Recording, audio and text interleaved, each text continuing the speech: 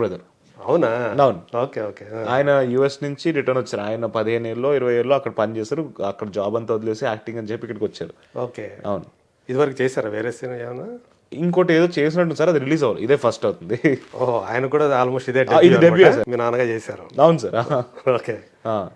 So ఈ cinema అంటే మీరు ఒప్పుకునేటప్పుడు ఎవరికైనా కథ వినిపించడం, అమ్మకి కానీ నాన్నకి కానీ ఏమన్నా చెప్పారా? అమ్మ ఏమన్నా? సో ఓవరాల్ గా మొత్తం ఫైనల్ డ్రాఫ్ట్ అయిపోయిన తర్వాత అమ్మ నాన్నకి వినిపించాను సార్. ఓకే. వాళ్ళ ఇద్దరికి కూడా చాలా నచ్చింది. And yeah okay go head అన్నట్టు ఒక గ్రీన్ సిగ్నల్ కూడా ఇచ్చేసారు. ఓకే. సో సినిమా చూసారా వాళ్ళు? చూసారు సార్ మొన్న. ఇంకా అంటే ఫైనల్గా కొన్ని డీటెయిల్స్ మిక్స్లు ఇవన్నీ అవ్వాల్సినవి ఉన్నాయి, కానీ ఓవరాల్గా మ్యూజిక్తో ఇవన్నీ చూశారు. చాలా నచ్చింది. నాన్న జనరల్గా ఒప్పుకోడు, మరి కొన్ని సీన్లు చూసి చాలా బాగా చేసావురా అన్నాడు. ఓకే. నాకు అది చాలా అంటే అమ్మ బాబాయ్ మా నాన్నకు నచ్చిందంటే ఓకే చేసుంటానేమో అనిపించింది నాకు. సెట్స్లో ఎప్పుడైనా సరే కో ఆర్టిస్టులు కానీ ఎవరైనా కానీ సార్ వాళ్ళ దగ్గర నుంచి ఏమన్నా కాంప్లిమెంట్స్ లాంటివి ఏమైనా అందుకున్నారు ఎప్పుడైనా? ఆ జ్ఞాపకాలు ఏమైనా ఉన్నాయా ఈ సినిమా సంబంధించి? ఒక సీన్ గుర్తుంది సార్. ఏది అంటే ఇప్పుడు మనకి ట్రైలర్లో లాస్ట్లో ఓ రోజు వస్తుంది వద్దనుకుని కనపడతా చెవులు మూసుకుని వినపడతా అని ఒక డైలాగ్ ఉంది. ఆ సీన్ ఒక మోనోలాగ్ ఉంటుంది అది, అంటే ఆల్మోస్ట్ ఒక పేజ్ మోనోలాగ్ డైలాగ్ ఉంది. ఆ సీన్ చేస్తున్నప్పుడు నా ఫ్రెండ్ క్యారెక్టర్ కిరణ్ మచ్చా ఇంకా తర్వాత అనన్య అని వీళ్ళిద్దరు ఉంటారు. నేను మాట్లాడుతుంటాను అనమాట, డైలాగ్ చెప్తూ ఉంటాను. సో ఆ సీన్ అయిపోయిన తర్వాత నా కిరణ్ వచ్చి ఇలా చేయి చూపించాడు. మొత్తం ఇట్లా ఎగిరిపోయింది రోషన్, క్రేజీ చేసావు, గూస్ బంప్స్ మొత్తం నాకు లిటరల్గా చూపించాడు. ఇలా లేచేసి సో అది నాకు చాలా బాగా అనిపించింది. రవి కూడా అప్పుడు చాలా బాగా చేసావు అని చెప్పారు. ఇంకా అది మీరు థియేటర్లో చూసి మీరు నచ్చుతుందని నమ్ముతున్నాను. అదే. సో అంటే ఫస్ట్ సినిమాకి మనం స్క్రీన్ మీద చూసుకున్నప్పుడు లేదా చేసేటప్పుడు మన బలాలేంటి, మన బలహీనతలు ఏంటో తెలుస్తాయంట. అవును సార్. సో మీకు సంబంధించి మీ యొక్క స్ట్రెంగ్త్ ఏమనుకుంటున్నారు, మీ వీక్నెస్లు ఏమనుకుంటున్నారు? సార్ ఒకటైతే నేను ఆ బలాలు వీక్నెస్ల వైపు ఆలోచించిన ఎందుకు అంటే యాజ్ అన్ యాక్టర్ నేను ఏదైనా చేయగలగాలి. ఇప్పుడు ఏమైనా బలహీనత ఉంటే అది నేను కరెక్ట్ చేసుకోవాలి తప్పితే అది బలహీనత అని చెప్పను నేను. సో డెఫినెట్గా చాలా నేర్చుకోవడానికి ఉంది సార్. అది నేర్చుకుంటూనే ఉంటాను నేను ఎనీడే. నేను ఏ రోజైతే నేర్చుకోవడం అనేది ఆగిపోయిందో నేను ఆర్టిస్ట్గా చచ్చిపోయినట్టు. సో డెఫినెట్లీ నేను నా కెరియర్ ఎన్ని రోజులైతే బతుకున్నానో అప్పటి వరకు ఏదో ఒకటి నేర్చుకుంటూ ఉందామనే నా కోరిక. సో ఓవరాల్గా అయితే బాగానే నాకు అనిపించింది సార్. అన్ని ఈ స్క్రిప్ట్ పరంగా నేను బాగా చేశానని అనిపించింది. ఇంకా మీరు చూసి చెప్పాలి అది అంతే. అది చెప్తే డెఫినెట్గా నేను తీసుకోవడానికి రెడీగా ఉన్నా. బికాజ్ నాకు అది నేర్చుకొని దాన్ని ఇంప్రూవ్ ఎలా చేయాలని నాకు ఆ తపన ఉంది. కాబట్టి ప్లీజ్ డెఫినెట్గా మీకు ఏమనిపించినా నిర్మోహమాటంగా చెప్పేసేయండి. అదే అంటే ఒక యాక్టర్కి నవరసాలు పలికించగలగాలంటారు కదా, అవన్నీ మీరు ఆల్రెడీ మీ ఫ్యామిలీ నుంచి మీకు వచ్చేసి ఉంటాయి సార్. సో మంచి ట్రైనర్స్ ఉన్నారు కాబట్టి మీ ఫ్యామిలీలోనే. సో అది మెయిన్ మనకి. అట్లాగే యాక్షన్లు చేయగలుగుతున్నామా లేదా డాన్సులు చేయగలుగుతున్నామా, ఒక హీరోకి కావాల్సినటువంటి బేసిక్ థింగ్స్ అనుకుంటాను. సో ఇవన్నీ కూడా ఫస్ట్ సినిమాలో బాగానే చేశాడు అని ఇప్పటికే, అంటే సినిమా రిలీజ్ కాకముందే ఆ పేరు అయితే వచ్చింది. బట్ యాక్టర్గా మీరు ఎలా చేశారంటే మీరు అన్నట్టు సినిమాలో మేము తెలుసుకోవాలి అది అంతే. సో ఇప్పుడు మీతో పాటు 3-4 రోజుల తేడాతోటి ఆకాష్ సినిమా కూడా వస్తుంది, సునీత గారి అమ్మాయి. రైట్. సో మీకు పరిచయమైన ఆకాష్? మీకు కొంచెం పరిచయాలు ఉన్నాయి సార్, అంటే మరీ ఎక్కువ క్లోజ్ ఏం కాదు, అప్పుడప్పుడు కలిసాం సార్. నాకు తెలిసి అయితే సుమ గారు సునీత గారు అయితే మంచి పరిచయం. అవును సార్, సన్నిహితులే. అవును. సో వాళ్ళిద్దరు పిల్లలు కూడా ఈరోజు హీరోలుగా ఇంట్రొడ్యూస్ అవుతూ ఉండటం. అవును. సో అంటే మీకు అంటే ఆకాష్ తోటి ఎక్కువ పరిచయం లేదు సార్. అంటే అప్పుడప్పుడు ఏదో టచ్లో ఉండి మెసేజ్ ఏమైనా ఆల్ ది బెస్ట్ అంతవరకే ఉంది, కానీ పెద్ద పరిచయం లేవు. బట్ కలిసాం సార్, 2-3 సార్లు కలిసాం. కాకపోతే ఇన్సిడెంట్ ఇద్దరు ఒకే టైంకి లాంచ్ అవుతుండటం మాత్రం అది ఒక వార్తలాగా అయ్యింది. అంటే సునీత గారు మీకు ఏమన్నా విషెస్ చెప్పడం కానీ అట్లాంటి జరిగినాయా? డెఫినెట్గా సార్. అప్పుడు ముందు ట్రైలర్ ఏదో లాంచ్ అయినప్పుడు అమ్మకి మెసేజ్ పెట్టారు, నచ్చిందని చెప్పారు. అండ్ ఆకాష్ కూడా ట్రైలర్ చాలా బాగుంది, నేను చూశాను. సర్కార్. అవును బాగుంది, చాలా న్యాచురల్గా ఒక అర్తి స్టోరీ లాగా ఉంది. ఒక సోషల్ స్టిగ్మా మీద తీసిన సినిమా అని చెప్పి వాళ్ళు చెప్తున్నారు. రాఘవేంద్రరావు గారు దానికి బ్యాకింగ్ ఉన్నారు. అవును సార్.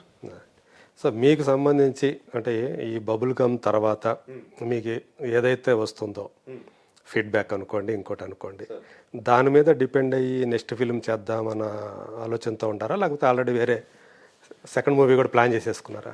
వింటున్నా సార్ నేను ఇప్పుడు ప్రస్తుతానికి. అది చూడాలి ఎంతవరకు ఏది ముందరికి వెళ్తుంది అనేది.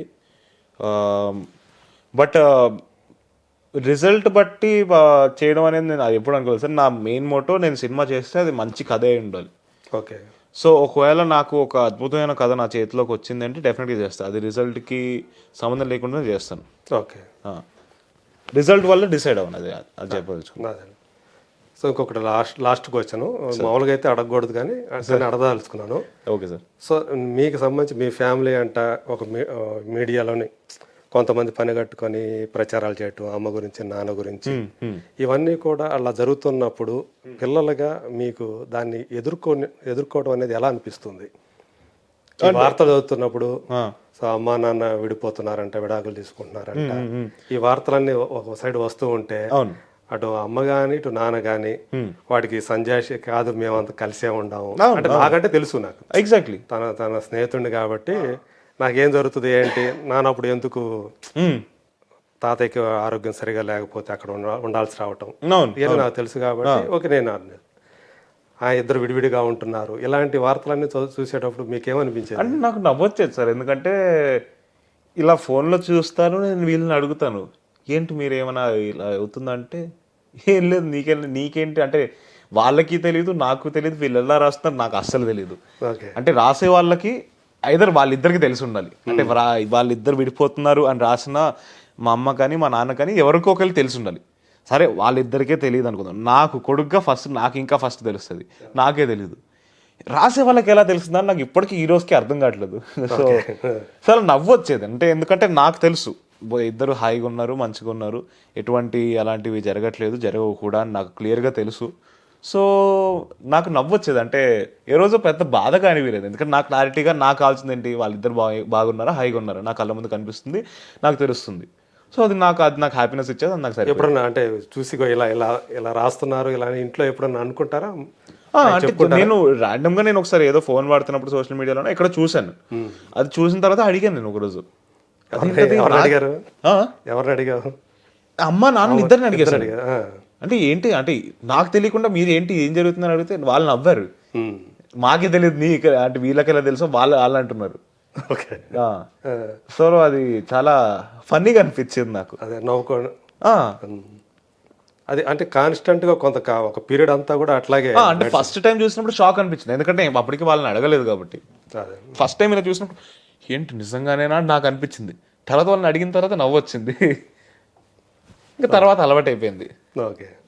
సో ఇప్పుడైతే అది ఒక పాస్ట్ ఇవన్నీ.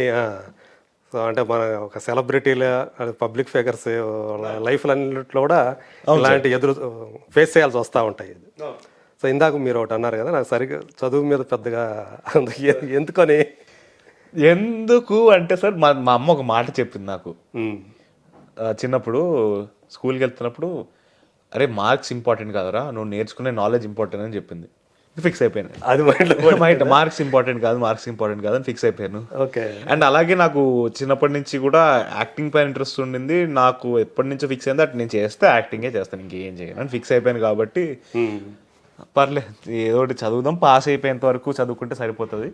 అంటే నేను ఎలాంటి అంటే బాగా చదువుకున్నా కూడా ఎగ్జామ్స్ రాయబుద్ది కాదు, ఫిక్స్ అయిపోయింది నేను. మార్క్స్ మెయిన్ కాదు. సో అలాగా మంచి స్టూడెంట్ వరకు చూసుకుంటే మంచి స్టూడెంటేనా లేకపోతే డుమ్మాలు కొట్టడం ఉండేదా? డుమ్మాలు కొన్నిసార్లు అయ్యాయి సార్. సో అది కూడా జరిగింది. మంచి స్టూడెంట్ అయితే అనలేను, మంచి స్టూడెంట్. ఎక్కడ చదువుకున్నాడు? ఎందుకు రోషన్ ఎక్కడ చదువుకున్నాడు? నేను ఈ ఫస్ట్ డిపిఎస్లో జాయిన్ అయ్యాను సార్, తర్వాత శ్లోక అనే స్కూల్లో జాయిన్ అయ్యాను, తర్వాత ఓక్రిడ్జ్ అనే స్కూల్లో జాయిన్ అయ్యాను 11th 12th. దాని తర్వాత కళింగ యూనివర్సిటీ అని డిస్టెన్స్ ఎడ్యుకేషన్ చేశాను, కరెస్పాండెన్స్. ఓకే. అది అప్పుడు కోవిడ్ టైమ్స్ కూడా ఉన్నాయి. సో డిస్టెన్స్ ఎడ్యుకేషన్ ఆన్లైన్ దాంట్లో జరిగింది. ఓకే. అలాగా కంప్లీట్ డిగ్రీ వరకు ఎలాగోలా కొట్టుకుంటూ వచ్చి కంప్లీట్ చేస్తాను. సో మొత్తానికి డిగ్రీ హోల్డర్ అయితే. సో ఇప్పుడైతే ఫుల్ ఫోకస్ యాక్టింగ్ అంతే సార్. ఓకే. సో మీకు ఒక యాక్టర్గా కానివ్వండి, ఒక పర్సనాలిటీ పరంగా కానివ్వండి, రోల్ మోడల్ అంటే ఎవరన్నా? సార్ చాలామంది ఉన్నారు సార్, బట్ ప్రైమరీగా నాకు అంటే నాకు ఇన్స్పిరేషన్ ఇచ్చేది మా అమ్మ మా నాన్న. అంటే వాళ్ళు పడిన కష్టాలు నేను కళ్ళారా చూశాను.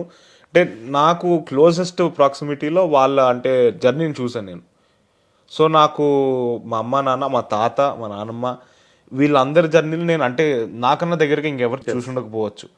సో ఈ నలుగురు కన్నా నాకు ఇంకెవరు దీనికి మించి ఇన్స్పిరేషన్ ఎవరు లేరు. డెఫినెట్గా చాలా మంది ఉన్నారు, బట్ ఈ నలుగురే సార్ నాకు మేజర్ ఇన్స్పిరేషన్. మీ ఇంట్లో వాళ్ళే? అవును సార్, మీ వాళ్ళే. అవును. అదే, సో వాళ్ళ ప్రోత్సాహము ఆ సపోర్ట్ తోటే మీరు సో ముందుకు వెళ్ళాలని. అవును సార్. ఇంకా కావాల్సింది ఏముంది, ఇంకా అమ్మ నాన్నలు ఇద్దరు కూడా అదే ఫీల్డ్లో ఉండటము, అర్థం చేసుకునే వాళ్ళు ఉంటారు. అవును అవును. వాళ్ళు కూడా సో అట్లా మీ కెరీర్ని బిల్డ్ చేసుకోవాలని చెప్పేసి ప్లాన్ చేసుకుంటున్నారు. అంతే సార్. ప్లానింగ్ అయితే ఉంది కదా, కెరీర్ ప్లానింగ్ అయితే ఉంది కదా. సో ఒకవేళ అంటే హీరోగా అంటే ఎవరికైనా హీరో కావటం, తర్వాత స్టార్ హీరో కావటం అనేది, సో ఈ ప్రాసెస్లో మీ నుంచి కూడా ఏమైనా ఒక ప్రొడక్షన్ హౌస్ ఏమైనా వచ్చే అవకాశం ఉందా? అట్లాంటిది ఏదైనా ఎప్పుడన్నా? నాకు డెఫినెట్గా ఇంట్రెస్ట్ ఉంది సార్. అంటే లైక్ అంత డబ్బులు సంపాదించిన తర్వాత ఆలోచన పెట్టుకుంటా, బట్ ఇప్పటివరకు అయితే అంత డబ్బులు నేను సంపాదించలేదు.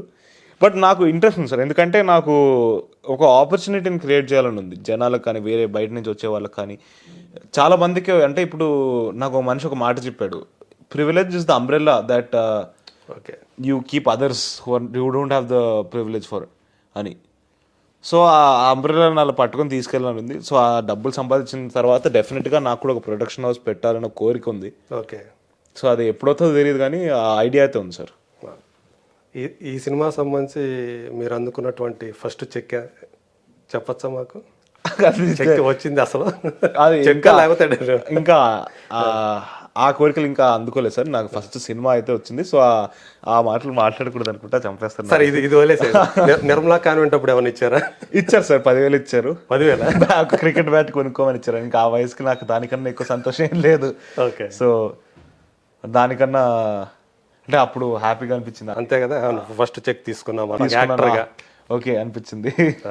Thank you Roshan. Thank you so much. Bubble gum అనే సినిమా ఖచ్చితంగా మీకు హీరోగా ఒక మంచి లాంచ్ ప్యాడ్ అవ్వాలని చెప్పి థ్యాంక్ యూ సో మచ్ మనస్ఫూర్తిగా కోరుకుంటూ, so Raju and Suma Kanakala so వీళ్ళ కుమారుడిగా సార్ ఖచ్చితంగా సక్సెస్ కావాలని, సో వాళ్ళ ఆశయాలు కూడా వాళ్ళ ప్రోత్సాహాన్ని అందిపుచ్చుకొని మీరు సార్ ద హీరోగా అలాగే మంచి యాక్టర్గా ఎదగాలని, పేరు తెచ్చుకోవాలని మనస్ఫూర్తిగా కోరుకుంటూ thank you sir. Thank you so much.